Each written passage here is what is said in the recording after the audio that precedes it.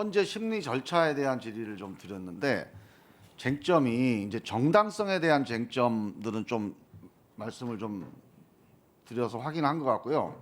이제 신속성과 공정성이라고 하는 심리 절차에 큰 중요한 쟁점이 있습니다.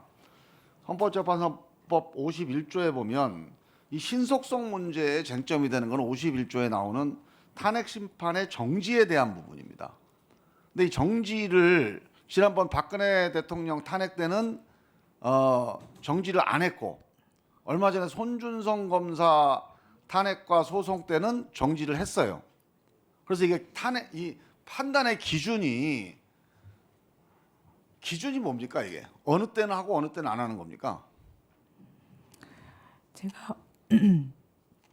제가 참여하지 않은 헌법재판소 결정의 판단 기준이 어떤지 아니 이 결정이 아니라 일반적인 원칙. 예, 구체적으로는 뭐 알지 못하고 있습니다. 근데 그 뭐 형사소송의 결론을 기다리는 경우에는 좀 사실 확정이 어렵기 때문에 그 형사소송의 결론을 봐서 사실 확정을 한 후에 그게 위헌 위법성이 중대하냐 이렇게 판단을 하려고 기다리는 것 같은데요.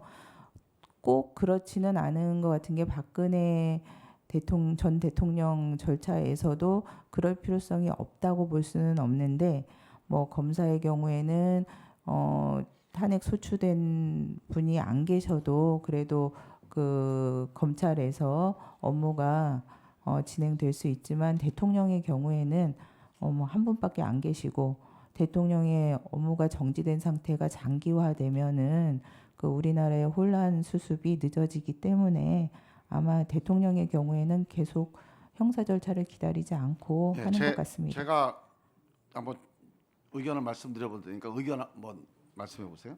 제가 보기에는 형사소송과 탄핵 심판이 같이 가고 있잖아요 지금. 네. 같이 가는데 두 사안이 완전히 일치하는 경우에 형사소송에 있어서의 사실관계 다툼이 탄핵 심판에서도 그대로 가장 중대한 판단 기준이 될 때 네. 사실관계 판단은 아무래도 형사소송이 조금 더 구체적이고 정확한 판단을 할 수 있지 않겠습니까? 지당한 말씀입니다. 그런 경우에는 형사소송을 보고 탄핵 심판을 하기 위해서 심리를 정지시키는 게 합리적인데 서로 중복은 되더라도 내용이 조금 차이가 있고 형사소송에 있어서의 사실관계의 정확성에 대한 판단이 필요는 하지만 이게 탄핵 심판의 결정적인 요인, 유일한 요인이 아닐 경우에는 달리 판단할 수도 있다.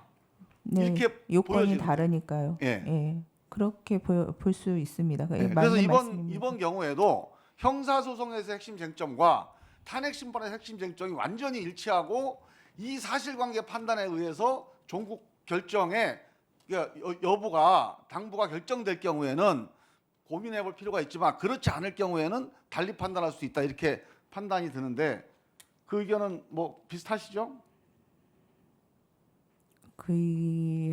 네, 뭐 그거는 직접적으로 제가 만약에 가게 된다면은 직접적으로 판단해야 될 사항으로 보이거든요.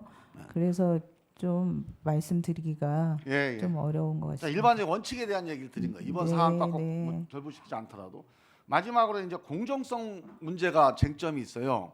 이거는 우리 후보자님하고도 좀 연관이 돼 있는데 이 재판관 기피 신청이 지금 예고돼 있거나 뭐 가능하지 않냐 이런 보도들이 나옵니다.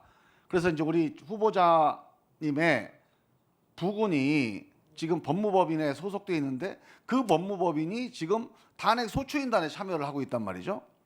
그러면 이제 판사의 가족이 변호인이든지 소추인, 피소추인 어느 일방에 참여를 한다면 그 재판관이 공정한 재판을 하기가 좀 어렵지 않겠냐 이런 우려가 있다는 거예요. 그래서 이게 일반적인 법원에서의 기피 회피 사유에 이러한 조항들과 이 전례들이 있나요?